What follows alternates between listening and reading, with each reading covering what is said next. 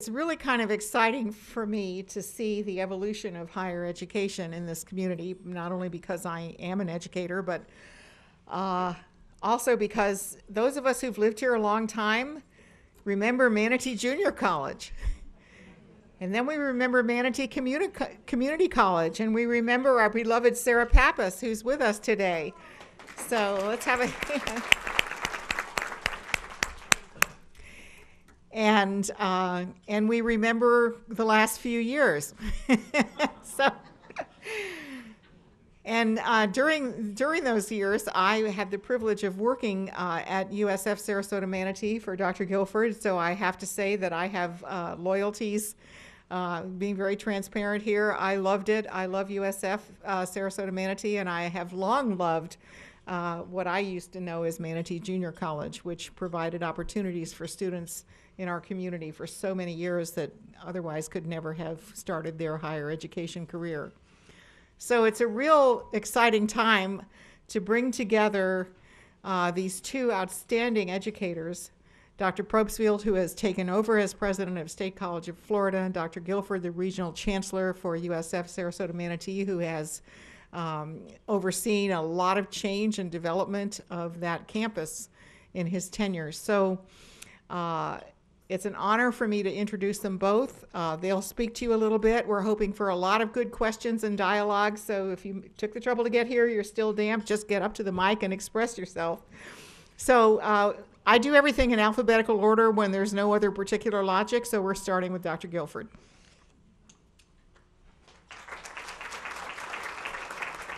Well, thank you very much, Judy, and it's great to see you again, and it's great to see all of you again. And my thanks, too, for coming out in the rain. People were asking me how I managed to get here and to be dry. It's because I came early. And so that's why. I want to tell you a little bit. Carol and I had this conversation about what we were going to do today, and we both decided that we'd start out and give you a very brief overview of where we are now for each institution, and then we're wide open for any questions that you might have. The vision at USF Sarasota Manatee really falls in three areas: leadership, scholarship, and growth. And those are our three main thrusts. Our leadership is occurring in the form of 2 years ago in June. As most of you know, we became separately accredited by the Southern Association of Colleges and Schools. So what that's enabled us to do is to give us a great deal more autonomy from the USF system in making our own decisions and planning where we want to be and so forth. And in July of 2012, we formed a new college of hospitality and technology leadership. This was formerly the Hotel and Restaurant Management. It is really growing quickly. We have a dynamic new dean in that, and it's growing as well. I often get the question of how large is USF Sarasota Manatee? Well, we have continued to grow every year since I've been here, and I've been here, as hard as it is for me to realize this, for 6 years now. And we're about 4,700 students right now, and we'd like over the next decade, probably under someone else's leadership towards the midpoint of that decade on, that we would like to have about 10,000 students on our campus. We're now a comprehensive 4-year university. That's been changed since I've been here. We were traditionally upper division and graduate only. That means junior, senior, and graduate only. We're admitting our first freshmen this coming fall, and we are delighted at the large number of applications we've had and the strong qualifications of our pool for freshmen. We also like to think of ourselves as a very caring institution because we have a student-faculty ratio of 15-1. We make Tampa very envious because they have a student-faculty ratio closer to 30-1. So we're very, very proud of that. We're developing our first STEM programs. For those of you who are not aware of that acronym, that's science, technology, engineering, and math. I don't think we're going to be developing engineering anytime in the near future. So, Carol, that's one I'll give you. Costs too much money. But we certainly are developing our science. And many of you know that we are actually building our first labs right now at Mote Marine Science Laboratory, and I'll talk about that in a little bit.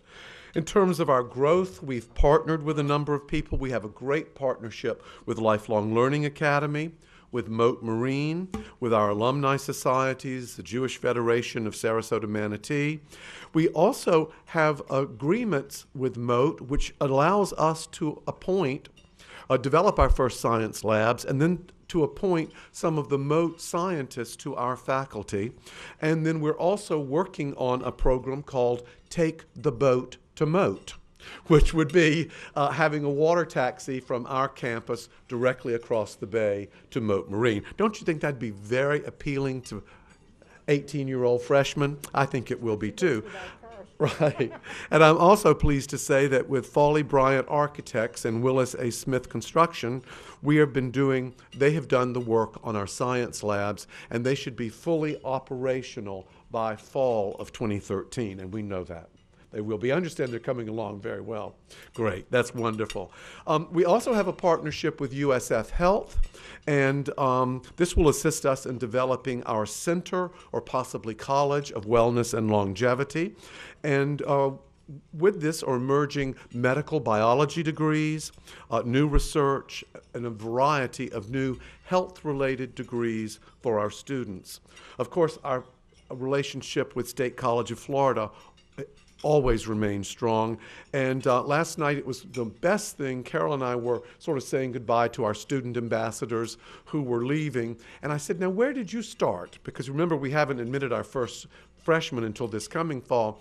Oh, we went to State College of Florida. And I said, oh, if we had known that, we would have brought you up to show how this partnership really works. This 2 + 2 really works. Our master plan has been developed and revised, and over the next 10 years, we plan on adding new buildings to campus and developing our first residence halls. No, we will have no residence halls this coming fall for our incoming students. We just don't have a large enough number to do that yet, but we are looking at them in the future. And then recently, our USF College of Education received approval from the Board of Governors to create a PAINT as a center, and that stands for Partnerships for Arts Integrated Teaching. And so we have become then the first college of education to really integrate arts into the education curriculum, and that's really terrific. As I mentioned to you, we'll welcome our first freshman class in the fall. We had over 300 applications. We've already admitted slightly under 100 students. You'll be pleased to know that the average GPA of our students from high school is a 3.64 out of a 4.0. So we're very, very pleased with that. We're also offering financial aid for our first 100 students that will fill the gap between any other financial aid they have, so they will get a full 4-year ride. For those of you with grandchildren or children, I'm sorry to tell you, but we're too close to that first 100 now. I don't think they can get their applications in fast enough. And we are also building our hospitality program, as I mentioned to you before. They've had 2 incredibly successful events called Hospitable, B-U-L-L, where our students have actually cooked, have served, have done the wine pairings for people. And in April, they will be doing a golf tournament at the Legacy Golf and Country Club. And in the future, we are looking at developing the Culinary Institute of Sarasota. We have a crew club, and they've repeated in regattas. Haven't won any yet, but they haven't fallen out of the boat, and they haven't hit a bridge. So I take that as a highly successful, good new crew club. I want to tell you a little bit about our scholarship as well. Our MBA students this past year scored in the top 91st percentile in the National Field Test. Now, to put that in perspective, you need to know that that covers 14,000 students in 225 colleges of business across the United States. And in our marketing, they scored in the top 98th percentile. You just don't get much better than that. Also, for those of you with children or grandchildren, USF Sarasota Manatee has the lowest tuition for a state university in the state of Florida. Why is that? Because when the state gave us authority to do differential tuition, we chose not to do it. And so we have done it a few times out of necessity, but we are the lowest tuition in the state of Florida. Some of our student successes include the fact that we have a recent graduate who's on a Fulbright scholarship in Laos. 4 of our undergraduate students represented us at a national conference for undergraduate research, and there were 300 students who competed in that competition. 8 of our College of Business students are fully supported by the Florida Institute of CPAs, and we were recently named as the best place to further your education by Biz 941. So we think we are doing well. We are a comprehensive university. We're small enough to care, but large enough to lead. And we are just I am delighted for the first time in 3 visits to Manatee Tiger Bay that I have a president of State College of Florida to talk with me today. So thank you very much for having me here.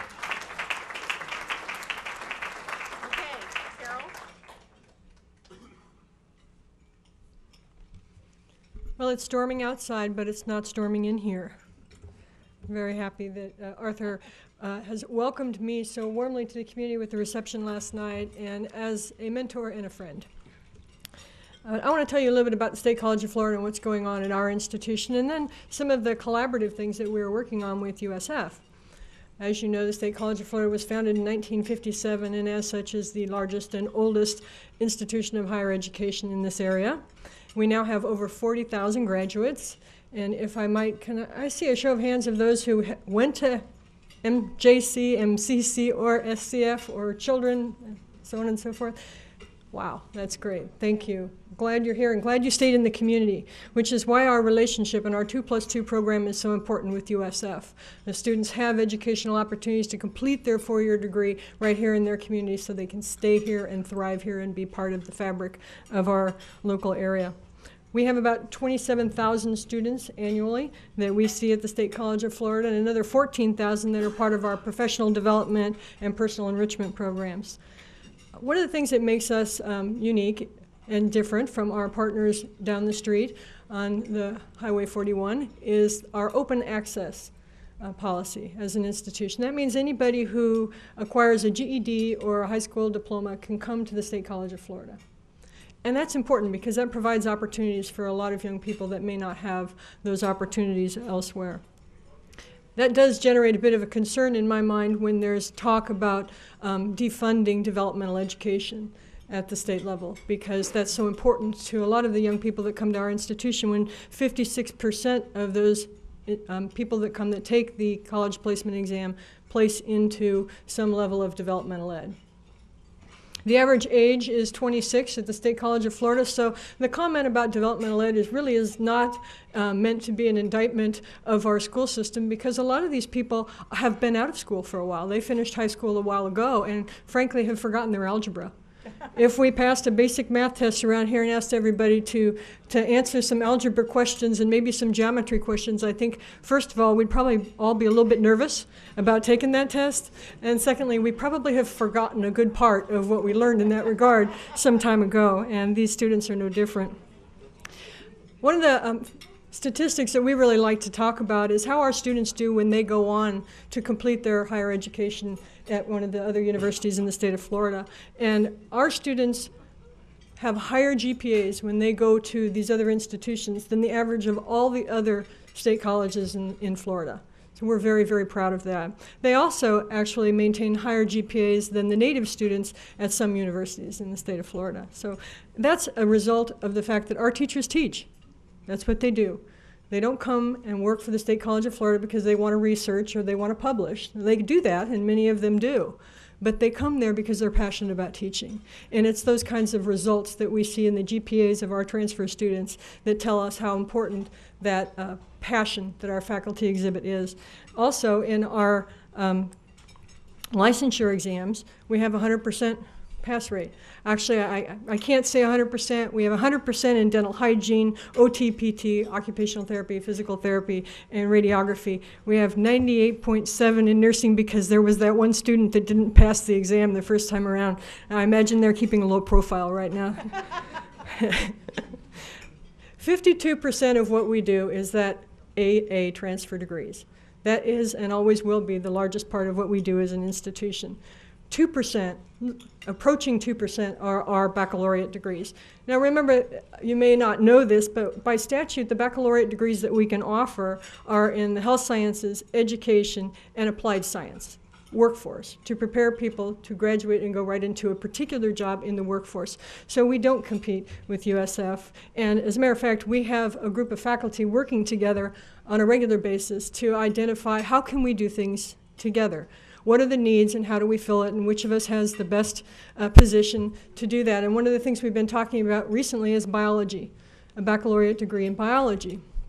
I think my colleague Arthur talked about that quite a bit, and one of the things that we're talking about is that we're positioned right now at the State College of Florida to offer the chemistry courses and the physics courses that will be part of that degree. And so we're working together so we can make these opportunities available for students, not competing, working together. And I thank you for giving me the engineering degree, and we actually have already taken you up on that at the 2-year level. We have an engineering technology degree at our campus in Venice, and we have an amazing program down there with a solar field array of solar panels that actually provide power to one of the buildings on that campus and are part of the teaching experience for those students. And they can monitor different times of the day, different times of the year, how much energy those panels will generate. And that's one of the most fascinating things we have going down there. We also have 3D printers. I had never seen such a thing in my life, but a student can design a tool and then have that tool created in this 3D printer with actual moving parts, so they can see if their calculations are correct and if they designed it appropriately and that it's doing what it was designed to do. So if you ever get a chance and you're down in that area, you might want to stop by and take a look at it. It's absolutely fascinating. 12% of the students at our college are dual enrolled.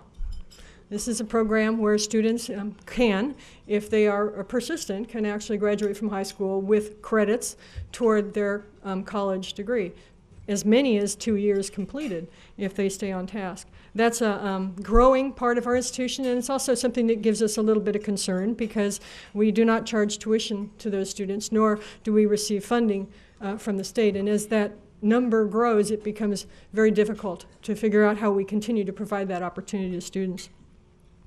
We have 5 intercollegiate athletic sports, men's basketball and baseball, and I would say keep your eyes on the baseball team. They're quite exciting. They're doing very well in their conference, and they had the opportunity to play the Orioles last Friday.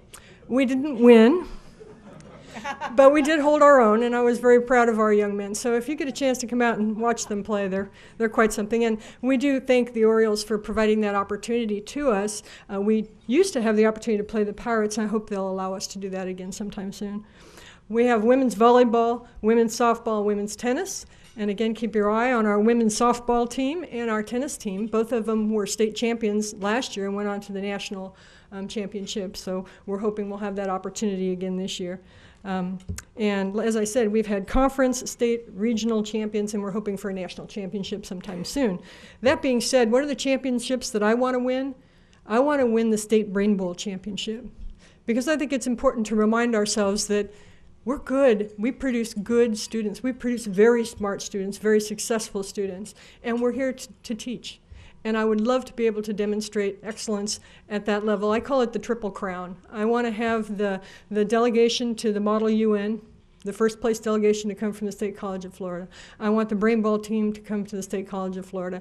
But I'm not sure I can beat the third thing, and that is 3 out of the 10 all academic scholars in the state of Florida came from the State College of Florida, and they're being recognized next week at a luncheon. So I'd like to have 10 out of 10, but I think I'll settle for 3 out of 10 right now. In the way of arts, this is one of the programs that we're also talking to USF about, that we have a very rich art program at the State College of Florida, and we want to make this opportunity available to those new freshmen, sophomore, and other students that will be starting with USF, so they can come back and be part of our theater productions and our musical groups and our art classes that we'll be offering on our or that we do offer on our campus. The Neal Performing Arts Center on our college campus was opened in 1966. It holds 837 seats, people, has one of, I think, maybe the only pipe organ of its size in this area. And if you've never heard that played, the next time we have a concert where that happens, you won't want to miss it. That's incredible, most incredible sound. The stage is 65 by 40 feet, and it has the band pit, or the orchestra pit, that is on an elevator, so it can be part of the stage, or we can have our orchestra down below. So it's really quite something. We also have relatively new Howard Studio Theater. It's 116 seats, and what you will see in there are between 4 to 5 productions that are put on each year by our students. They call themselves Studio 84 Productions, and that's the student theater company. And currently, actually, I think starting in a couple of weeks or so, is the last play of the year.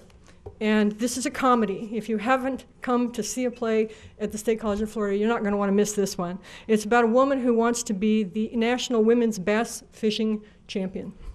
And she's competing against a woman who's been the legendary champion. But while she's doing this, she's contending with her boyfriend, who wants to marry her and won't get lost for an answer, and an ex-husband who she left because he was insensitive, but he's out to prove her wrong, even if he has to shoot her to do it.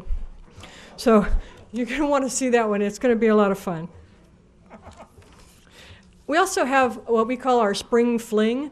This is an outdoor concert that we put on every spring, and it features our musical students and their programs, our faculty members, as well as guest artists, and our blossoming student musicians. And the concert is outside on the Bradenton campus in the Performance Pavilion. So if you have an opportunity to come see that, you'll want to do it. I think that's April 25th.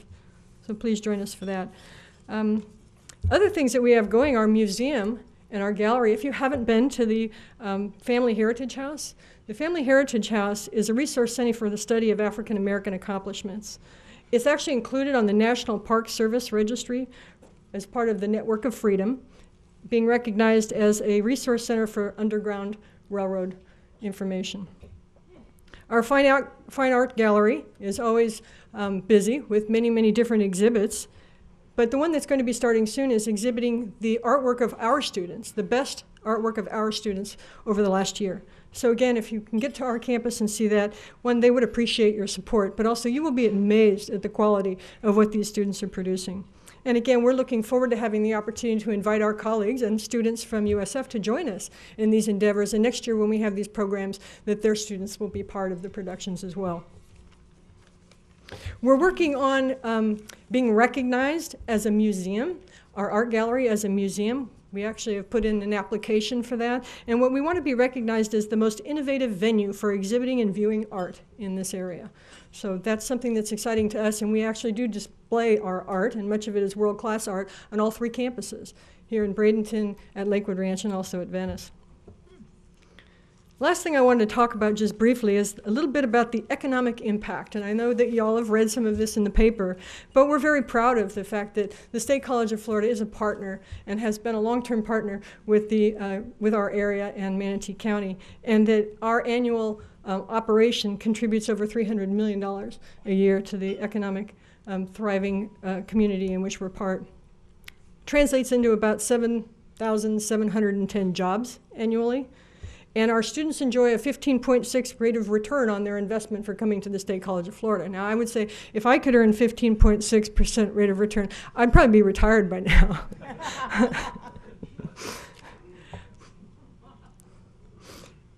The added productivity attributable to the accumulation of credits that people earn at the State College of Florida is about $271.7 million a year.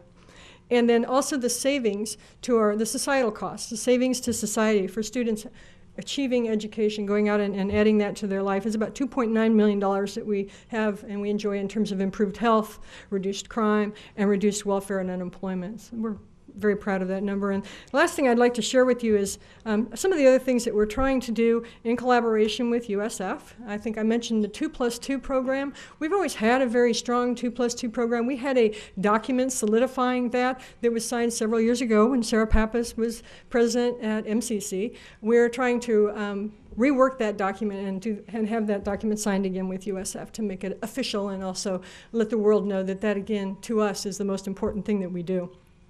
I mentioned a little bit about biology, the faculty meetings. We also have a program called Reverse Transfer that we want to be part of with USF, and that is that students can take courses back and forth between our institutions and complete their degrees, whether it's transferring back courses from USF to SCF to finish their AA degree, or coming to SCF to take a certain number of classes that they transfer forward to complete their baccalaureate degree at USF. So that's another program we're working on. And as I said, the arts program, so we can make sure that we have that rich opportunity for students to have exposure to theater, music, and fine arts in our entire area. So we're very proud of that. We're excited about it, and I look forward to working more with Art and his folks at USF. It's been a very, very good relationship for the last couple of months, and we have a lot more things to work on. We're getting together in June with all of the educational institutions in the area to talk about what are the gaps, what are we missing, what are the needs, what's the special niche that each of us hold,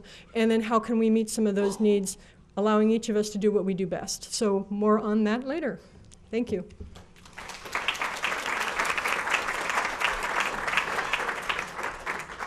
Well, Dr. Postfildo, I wish you no ill in your financial life. I'm really glad that you didn't earn 15.5% and you're with us as the president of SCF. And did not retire. Well, this was very inspiring for those of us who really see the evolution of higher education in this region as a seriously important economic driver and as a seriously important contributor to the appeal of our community to people who choose to come here, either to start businesses or to prosper and enjoy things. So it's time for questions and answers. And if you could line up at the microphone, remember, if you are not a member of Tiger Bay, it's not too late to join. If you want to ask a question, you can just run over and join with Donna. If you're not a member, if you are a member, of course, members can ask questions. Please identify yourself. Indicate which of the two speakers or both that your question is directed to. It's okay to direct to one or the other or both. And please keep your questions. So thank you. I'm Chris Pennewell, and I'm a member, and thank you all so much for coming. And on the way here, I was thinking it'd be a nice day to be in an Escalade because of all the puddles and everything. But anyway, this is for, actually I have a question for each. Dr. Guilford, I was just curious about the 300 applicants for freshmen. Are they national? Are they primarily Florida? And then for Dr. Probstfeld, I was at a reception for you at SCF, I guess about 2-3 weeks ago, and you had a young lady from Canada who was very impressive, and so it just made me think that is your admissions department, do you have part focused on the 4-year people and part focused on the AA, or kind of how does that work? So thanks. Well, my question is relatively easy to answer. The majority of our applicants are Florida residents. They are not all from this area, but they are Florida residents. Not all of them. We have a few out of state. And our College of Hospitality and Technology Leadership is hoping to bring in at least 10 Asian students this coming fall. So if the visa go through well and everything, we will be recruiting from that pool as well. Asian students, by the way, are very, very interested in hospitality. Incredibly interested, and I think it's because their economy has been booming, and the hotel industry and the restaurant industry and all those things, meeting planning and things like that, have been growing so rapidly there that there is a huge push from many of the governments to support their students, and they're also very, very interested in the hospitality. Carol? In terms of the recruitment for the college, we actively have our faculty and almost everybody who works at the college as part of the recruitment effort. So faculty in particular programs actually go out and are helping to recruit students for their programs. So that would be both at the lower division and at the upper division level. We have obviously our public affairs and marketing effort that is recruiting as well. But we do have a standard group of outreach individuals who do recruiting at high school fairs, anywhere they need to be where they're going to find the types of individuals we're looking to bring to the State College of Florida. But once they come into the college, all students, whether it's lower division, upper division, international, they're all handled through the same student services department. We don't have a separate department looking at international students right now because, frankly, that's a fairly small number of students that we have at this point. I think it's somewhere around 50. And so, that if that grows, if that were to grow and that became more popular, we would probably have to think about whether we put more resources in that area. But right now, our focus is really on our community as a community college at the core of what we are.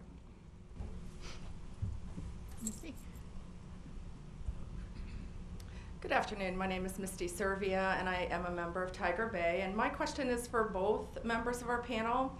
I recently read that New College is offering classes to all state of Florida students over the summer months without going through an acceptance procedure. I believe that's accurate. Maybe you can correct me.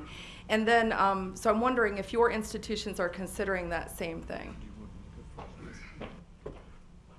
We've always had that in the state of Florida, except New College did not do it. New College has never run a summer program at all. For roughly 3 months, they're essentially closed. But we have always done that. And one advantage your students have as a Florida resident, and they attend Florida schools, we have common course numbering. Now, when you get to the graduate level, it gets a little foggy, but at the undergraduate level, if a student takes English 1000 at State College of Florida, it's equivalent to English 1000 at any state institution. And so that really helps. So we have always encouraged parents who have students out of state to bring their students home in the summer and to have them take classes within the state university system.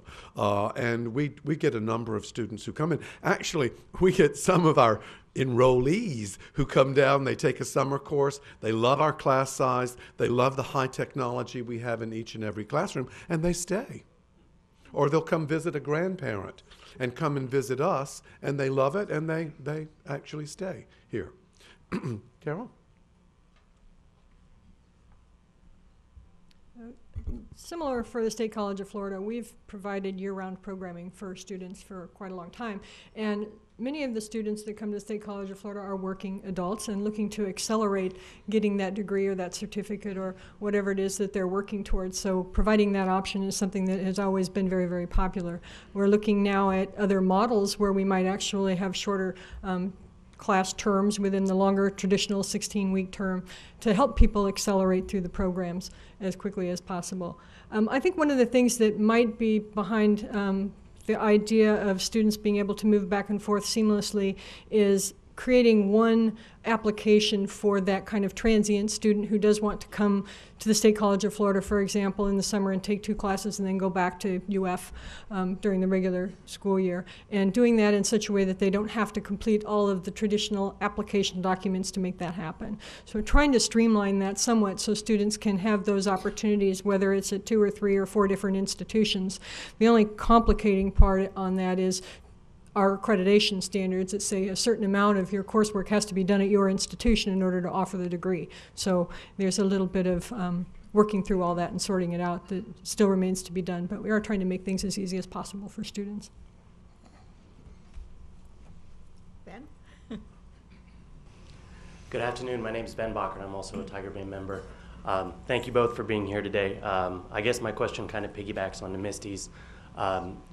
Does SCF and USF currently have any programs in place that are basically set up to retain and recruit all this bright young talent once it graduates, encouraging them to stay here, stay grounded in Bradenton and in Manatee County and enrich our community rather than graduate and move to Seattle or move to Austin or something like that? Are there programs in place to say once you're done, once you've graduated, you can stay and make your life here and enrich our community?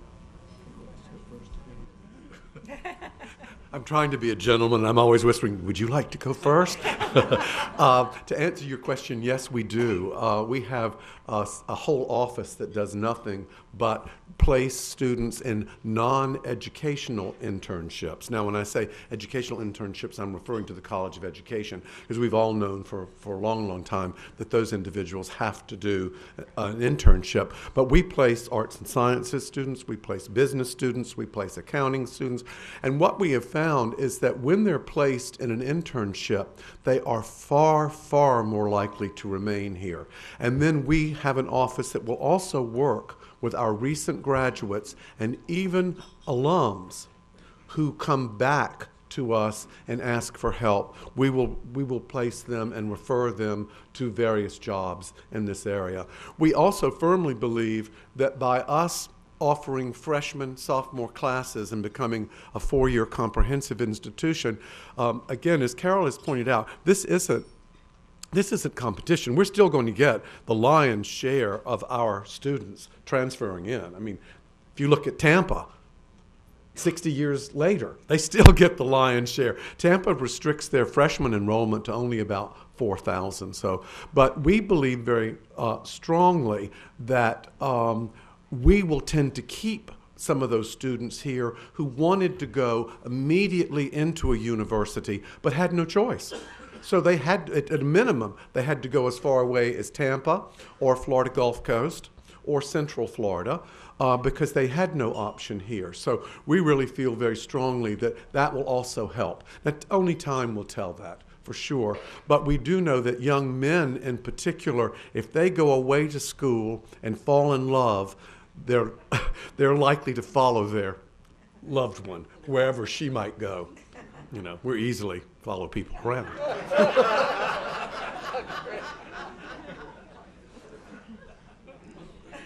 At the State College of Florida, we also have a career placement office that works with all of our students, and we're expanding and trying to expand our internship programs. One of the programs right now we're looking at trying to develop is a capstone course in our International Business and Trade Baccalaureate degree with the port. So students can get some hands-on live experience working at the Port of Manatee. And again, it's also our experience that if students find that connection, that affiliation with employers in our area, they will stay. The other thing that we know is that if students can find the educational opportunities that they're looking for in an area, they're likely to stay. So that's another reason why we're bringing all of the educational institutions together in June, so we can find ways to provide a whole plethora of alternatives for students to seek that education they're looking for right here in this area and then stay in this area. Good afternoon. I am Rick Foley. I am a member, and I've had the privilege of working for both these institutions, and I'll let you know that I drive a 2002 Tahoe. So they are very frugal with your money, okay? Just to follow up with what Chris had to say.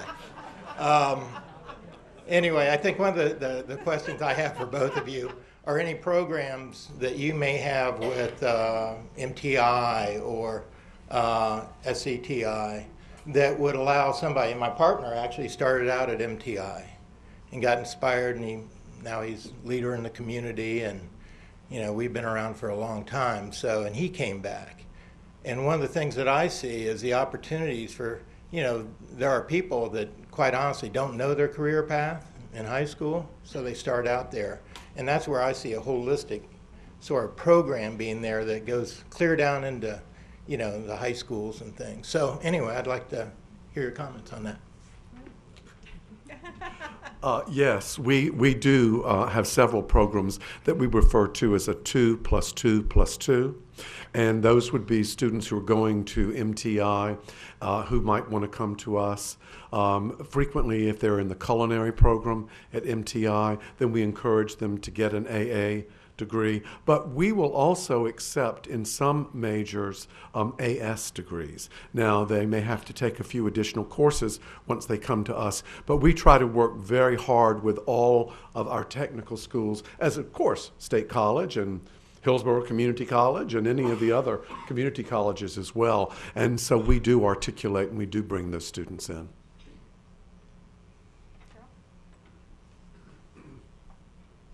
I really don't have much to add. I was going to specifically talk about the culinary program and the idea of the 2+2+2.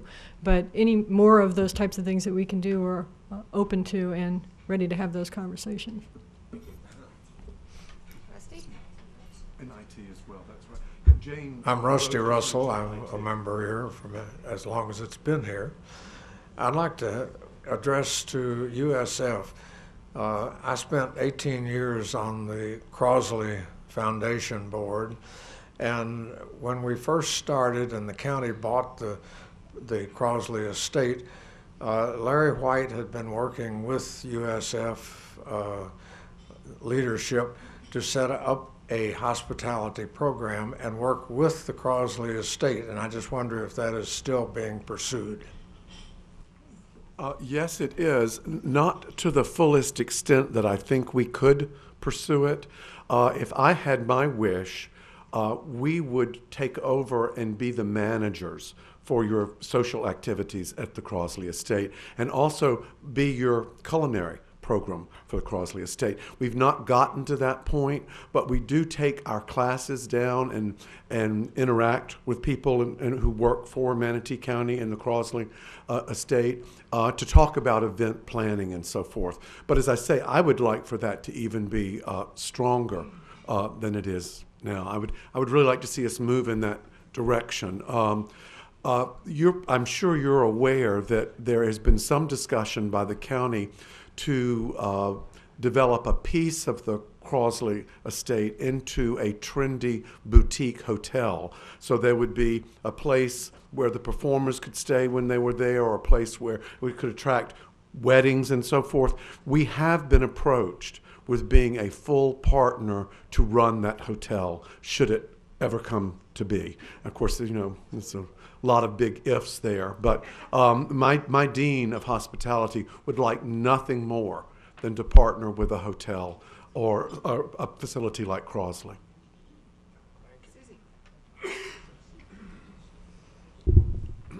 Hello, my name is Susie Walters, and I am a member. I'm curious about, in both of your thoughts about your challenges. What would you consider some of your major challenges? What I hate to say keep you awake at night, but what do you consider your major challenges right now for both institutions? I bet we're going to both say the same thing. The economy and money. The state university system is just, I mean, I couldn't have come down here at a worse time. We couldn't have possibly done it. We have lost millions, been taken away from us, millions of dollars every year. Last year it was $3.3 million. Now the legislature has promised to return that $3.3 million this year. That's clearly my biggest. It's very hard to develop programs and to hire doctoral level faculty when you don't have any money. And so we've had to do very creative things because we have grown programs. I've said, I'm not going to roll over and play dead.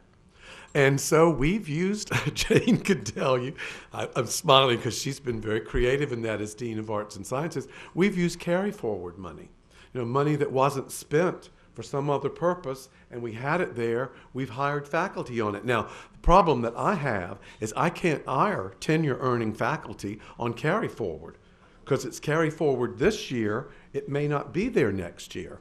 But we have hired some visiting faculty, some instructors, more short-term people to do that. But single-handedly, that's been our biggest obstacle. And I hope my feedback from the legislature now, we now have a lobbyist who's up there for us, not just for the system.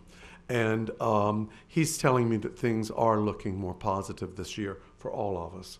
education's being treated a little better this year. So that I would say that. I think I would echo the funding issue, but the part that keeps me awake at night is the impact that it has on our students. And I talked a little bit already about defunding of developmental ed and what that means to open access institutions and how successful we can be and how successful we can make our students without that support. Also, the other thing that keeps me awake is our dual enrollment, because this is a wonderful opportunity for students, but it's not sustainable at the levels that it continues to grow. And so what keeps me awake is thinking about these young people and what some of these decisions that are made afar might have on the lives of those individuals. That's, I would guess, the other thing that worries me a little bit, keeps me awake at night, is just the public perception of public institutions. The idea that we're not efficient, that we spend money wantonly, that we haven't done many of the things that Arthur talks about that we have done to get creative and figure out how to do more with less. I'm looking at the folks at the SCF table going, yeah, how many years now have you said, figure out a way to do it without any more money or actually with less money? And so we have been creative and we have been responsive and we've continued to provide the best that we can provide, but we have been belt tightening for quite some time. And the perception that all public institutions are the same, and because some have not been well managed or well run nationally, and the things that hit the paper make us all look bad, and it disappoints me and discourages me that we all get painted with that same brush.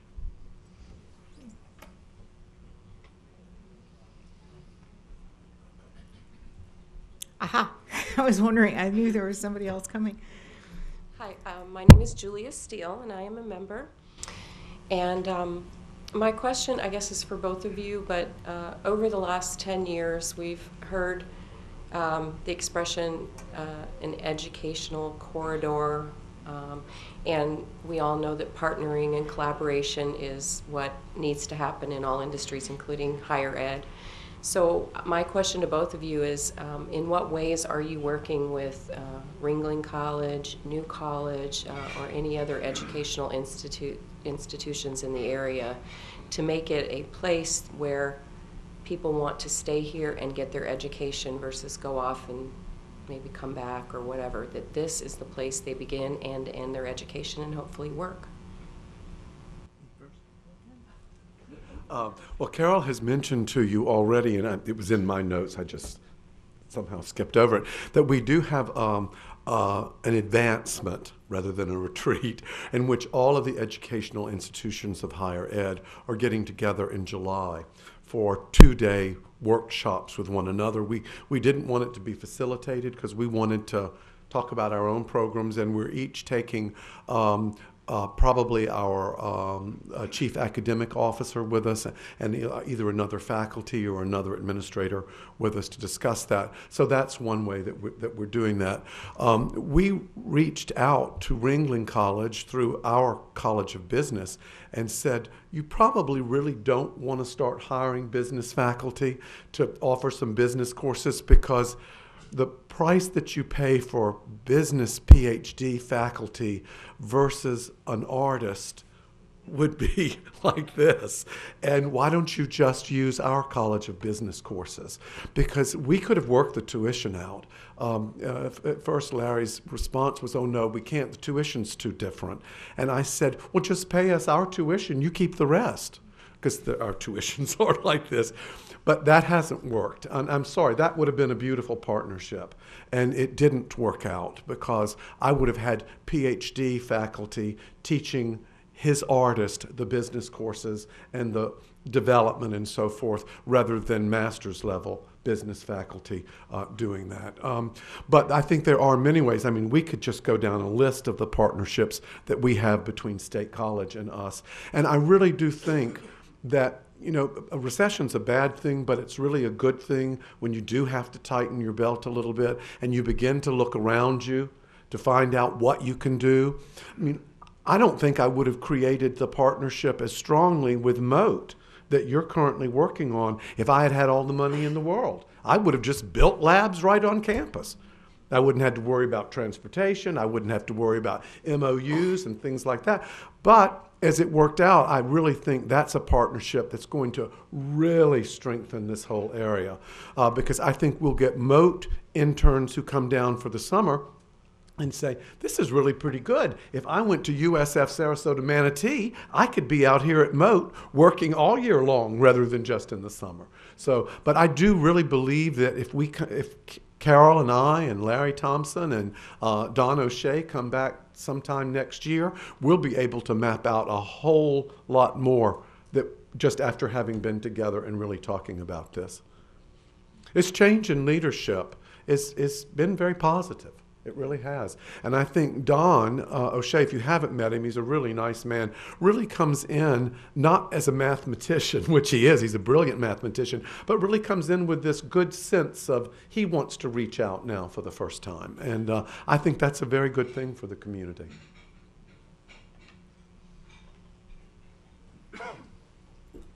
In terms of inspiring our students to stay in the area, on our campuses we have a bull room where we make sure we've got those university advisors right there, and students can talk to them and work out what their next step is going to be in their degree in the area.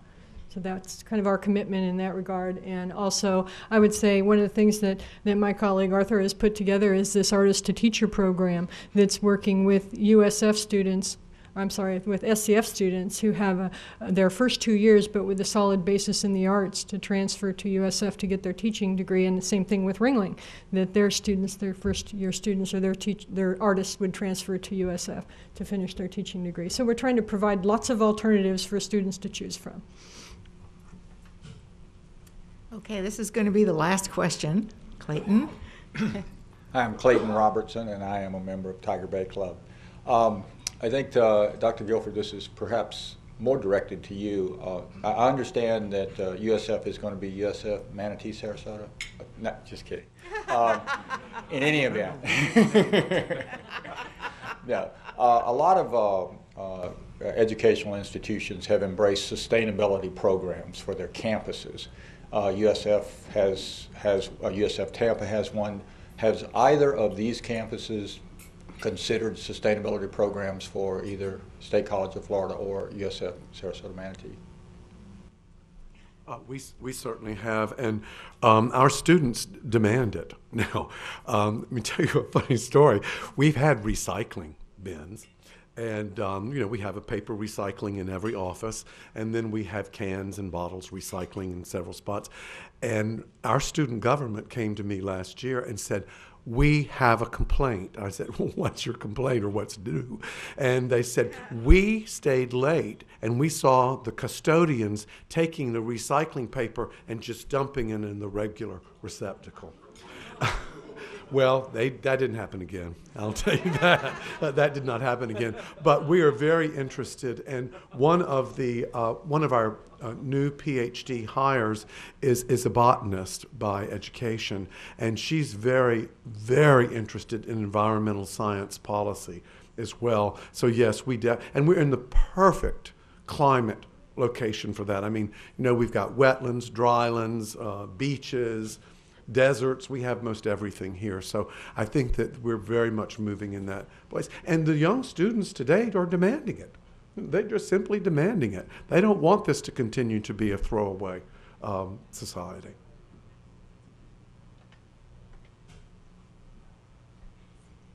The second building that the State College of Florida opened at our Lakewood Ranch campus is a gold LEEDs building. And we're trying to put as much emphasis as we can on sustainability and realize the long-term benefits of that at our institution in terms of costs and many other things. But I would echo the idea that students are demanding it. A couple years ago, we had a student who led a charge to recycle bottles and actually got in the Guinness Book of World Records for the largest recycling effort of bottles at one point in time. So it is the students who are demanding it, but also as an institution, we're trying to be very cognizant of sustainability. Actually, our Venice campus, we had a signing ceremony where we all signed a document, not everybody who chose to, a document about sustainability and environmental sensitivity. So it is something that's very, very near and dear to our hearts. Okay. Well, fortunately, I think you'll see it'll be a little easier to leave than it was to arrive. The weather's improved, and the climate for education is certainly sunny and bright in our two communities. So I'm very, very grateful to our guests, Dr. Prosfield and Dr. Guilford, good friends to all of us, and to all of you who braved the weather, came here, asked good questions. Thank you very, very much. And we'll see you next month. Next month, when we'll be talking about the tax increase in Manatee County to cover the cost of providing health care.